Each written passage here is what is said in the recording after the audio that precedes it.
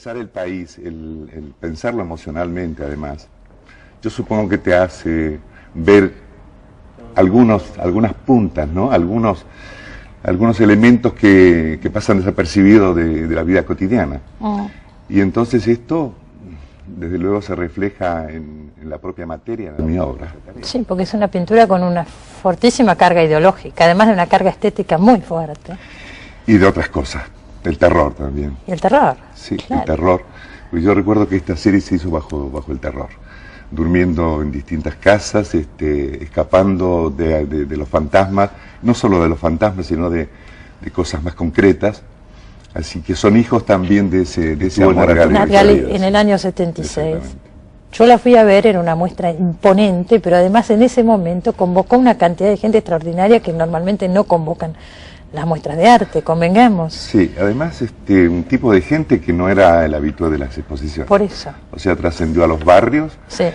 Y trascendió también a la amenaza, porque hubo una amenaza de bomba y hubo desalojo de la galería y todo un clima bastante complicado para ese momento, ¿no? Y lógicamente eso le dio a la muestra, de alguna manera la asignó. Sí, sí, seguro. Ahora, vos en esa época estabas todavía acá clandestinamente, pero estabas acá. No clandestinamente, estábamos con el terror de todos los que de alguna manera sabíamos que se acercaba algo terrorífico, ¿no?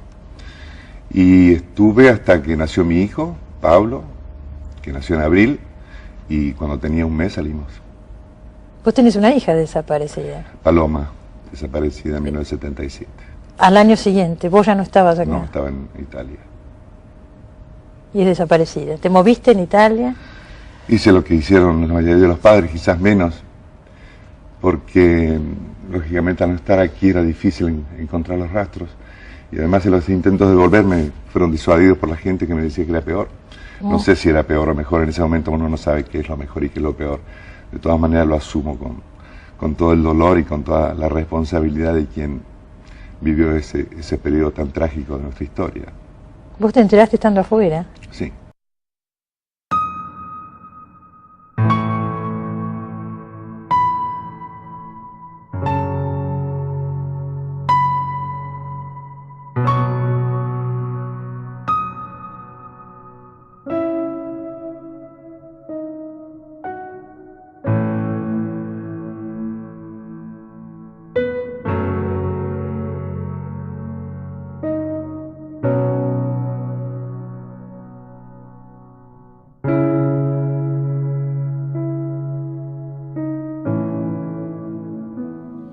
Tuvo que exiliarse durante el proceso.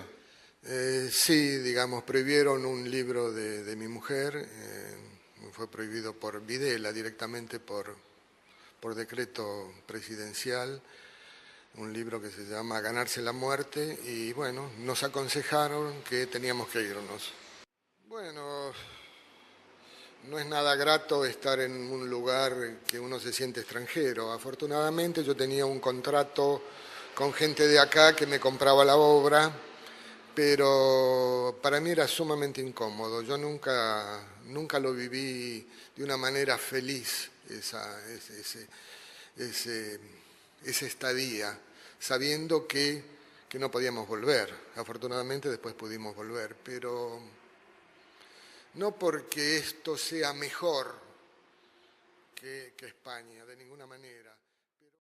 Acá está la infancia y yo creo que, como Rilke, la patria es la infancia, ¿no? Entonces, si le sacan ese piso, uno está en el aire, ¿no? ¿Qué pasa?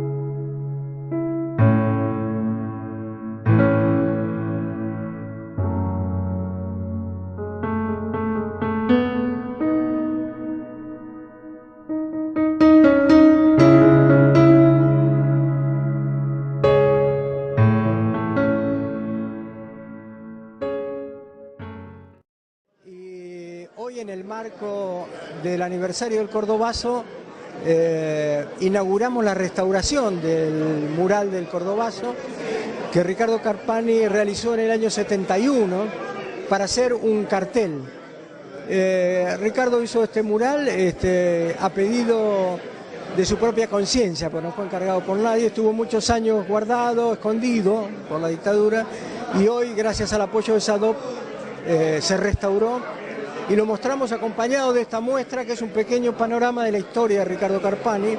Es muy claro que la obra de Carpani expresa claramente un sentimiento, es muy claro, digamos, en su obra el rol del trabajador que protesta, que pide justicia, que es protagonista.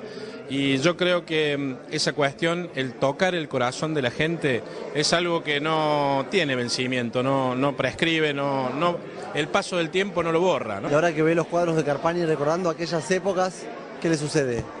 Hermoso. Transmite realmente lo que el trabajador sentía en ese momento, que quería decir basta, que quería cambiar, o sea, reivindicar realmente al obrero. En esa época sí era muy necesario.